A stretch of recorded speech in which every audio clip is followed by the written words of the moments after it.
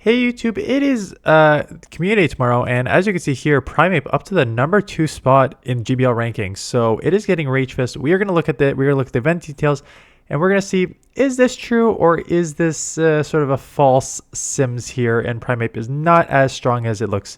So stay tuned. We're going to go through all that. Hit that like and subscribe button if you are new. Let's go over actually the details of the event first. So Sunday, November 10th at 2 p.m. to 5 p.m.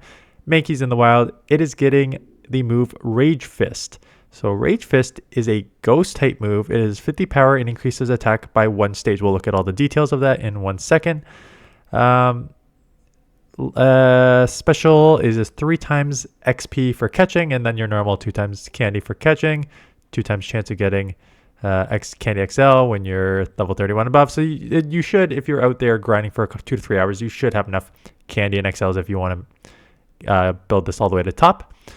And then the bonus 4-star raids after field research, yada yada yada. We do not care about paying for stuff. Okay, so it went up to number 2, and I was like, okay, is this move that amazing that it has jumped to number 2? Because right now, Primeape in itself has some strengths and some weaknesses, right? The stat product is it's a glass cannon. It's 140 attack, 99 defense, 115 stamina, which means it is very, very glassy, but hits very, very hard.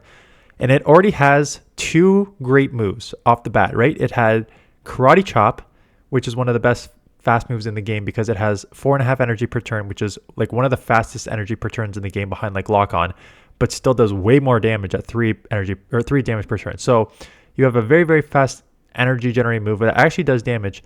At the same time, you have a nuke in close combat, only 5 turns to get to. So 5 times 2 is 10. Again, 8 is the fastest in the game but 10 is super, super quick. And you get a 45 energy move for 120 damage, 2.67 damage per energy. So right off the bat, as a glass cannon, having an absolute nuke that you get to extremely fast is fantastic. And before we go into Rage Fist, let's look at the typings because it is a fighter, which I think is okay in this meta. There's not as many fairies or flyings this season because flying got nerfed substantially. So pretty much most of the flyers are gone, and Fairy is so worried about poison out there because Clodsire is the number 1 ranked poison, and there's a few other poisons out there as well. So there's not as many fairies.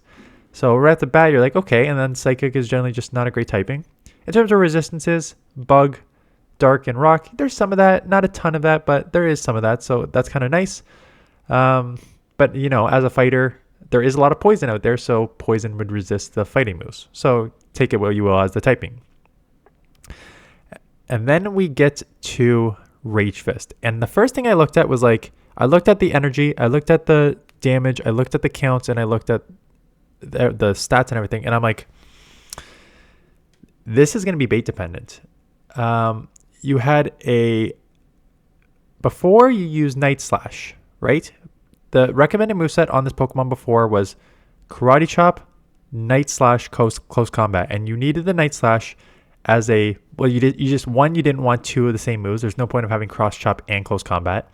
You could have used Ice Punch. Some people, but it's a little more energy. So a lot of people use Night Slash because it was 1 turn less. You got the 4 there. How many moves it takes to get to a move? 4. For only 50 damage and a 12.5 chance of boosting your attack by 2. And this Pokemon with that ranking was much, much, much lower. So how does a move that is same energy, same damage, but 100% chance of boosting your attack raise you substantially? So when I look at this, I'm like, is this Pokemon now bait dependent, right? Because we know close combat's a nuke, and to knock out the majority of Pokemon, you're going to need to close combat. Karate Chop at 3 damage per energy, damage per turn is good, and boosting that would be helpful, but it's not like it's counter, right? You can see the counter damage per energy is 4.8 damage per turn. So even if you boost your Karate Chop damage by 1 or 2, it still seems like you're going to need to rely on a close combat or like spamming like 3 Rage Fists, which if you're going to spam like 3 Rage Fists, you're probably going to need some shields for this Pokemon to survive. So then I looked at some of the analysis here. So it's got a 21 and 12 record. So you're going to lose to the stuff that you're obviously just going to lose to, right? You're going to lose to your stuff where counter and where your karate chop and close combat are resisted. Wigglytuff, Charge Bug, Jumpluff, Clodsire, Toxpex, Azumarill, Marowak, Annihilate as a ghost. Cresselia is a little closer because you have Rage Fist, which is Ghost now, so you have a move. You'll still lose, but you at least have a super effective move there. So anything that resists fighting puts you in a bad situation, which is why I also immediately thought, like, again, if you're losing to all these, but then you're winning the ones that aren't resisted to fighting, it seems like this is bait dependent. So I did go through, like, maybe it's Quagsire, maybe it's Malamar, maybe it's Drapion, and I looked at all those matchups and I took out Rage Fist and just went close combat, and you win just going close combat on all those. But Mandibuzz was the first one that is bait dependent that I saw, and then I stopped this analysis. So as you can see here, oh great, you beat Mandibuzz.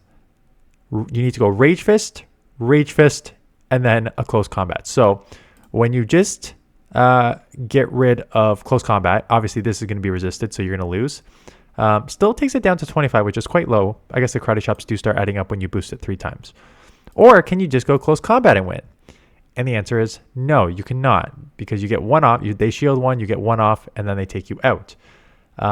So this one is bait dependent already. So one of these wins already against Mandibuzz requires you to bait a move that is resisted. And that already puts me in like a spot that I don't love. Let's look at this. This one you maybe just get away with Rage Fist, but this says Rage Fist close combat. So let's just take a look. Can you just go double Rage Fist? You cannot. Can you just go double close combat here? You can. Yeah.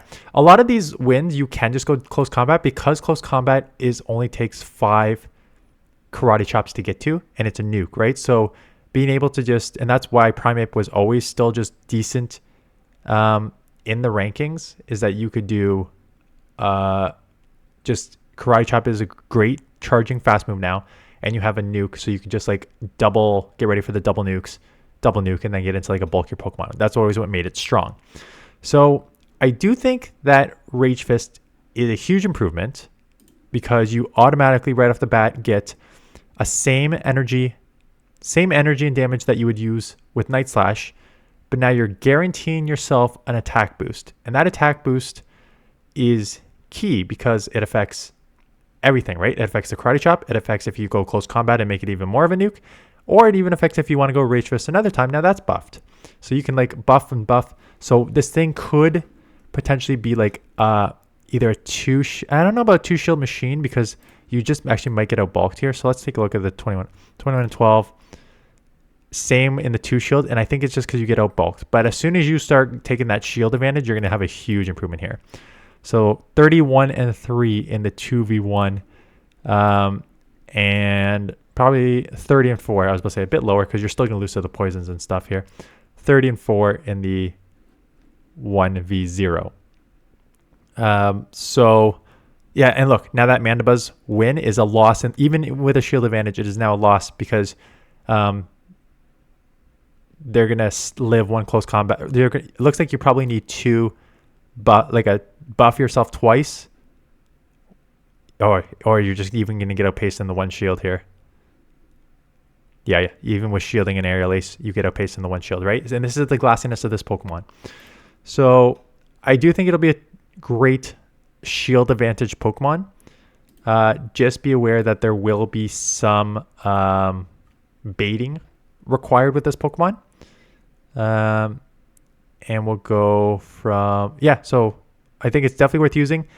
Is it the second best Pokemon? I think in the Sims, because it's going to have a couple bait wins, I think it's probably ranked a little higher than it should be. That being said, you know, I kind of mentioned there's not a lot of flyers. There are some, like, let's just look at all these typings. Flying, like jump off's going to kill you, but like the next 2 flyers are Mandibuzz and Moltres, which you hit neutral with the counters, and you actually resist the Snarl and the Sucker Punch, right? So these are not bad, and then Togetic is going to kill you, and so is Drifblim. Probably still beat you, but you have the Claws now to hit super effective. So, or I kept saying Claw. Rage Fist to hit super effective. So there's your flying. Fairy, again, there's not a ton of Fairy. There's Carbink, which you can hit neutral. Azumarill is everywhere. You can't get around that. And then I'd say the really only the other fairy you are seeing is Wigglytuff, which would be Chuff, but it is half normal, so you can maybe get a close combat off there. And then how many poisons are there for your moves being resisted? Clodsire and Toxapex, which are everywhere right now. Drapion is not bad because it is half dark, so you can hit neutral with the fighting type moves. So Ariados is everywhere as well. So I think it's an improvement. I don't think it's worthy of the number 2 rank. I do think it probably vaults into one of the top fighting spots because that Karate Chop close combat is very strong.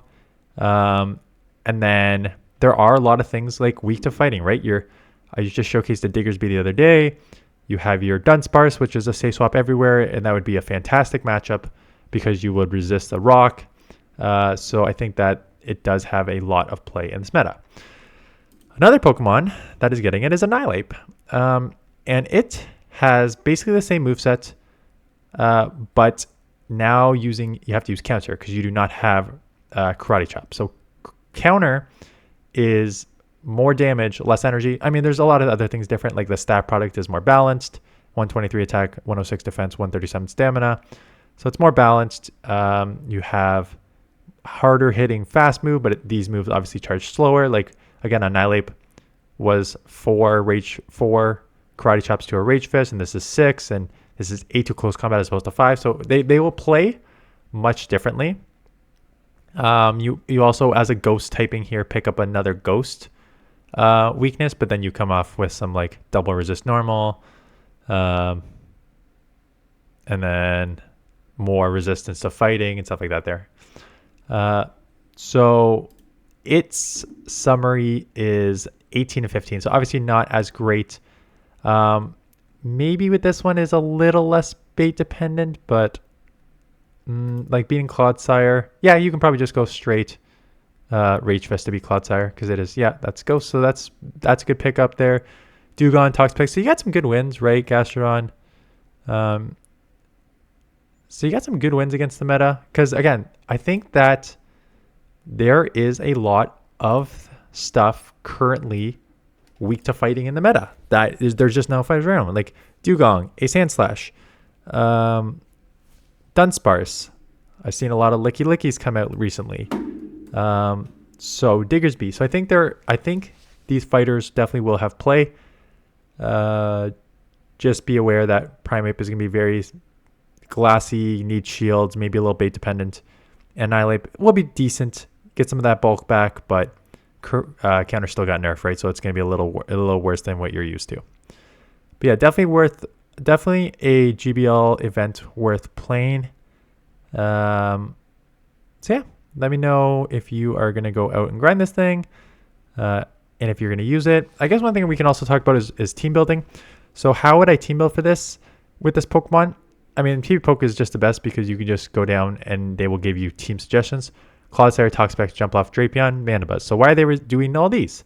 And they are doing these for 2 reasons. One, you are weak to Fairy. So they are covering your Fairy weakness with the poisons, Clodsire and Toxapex.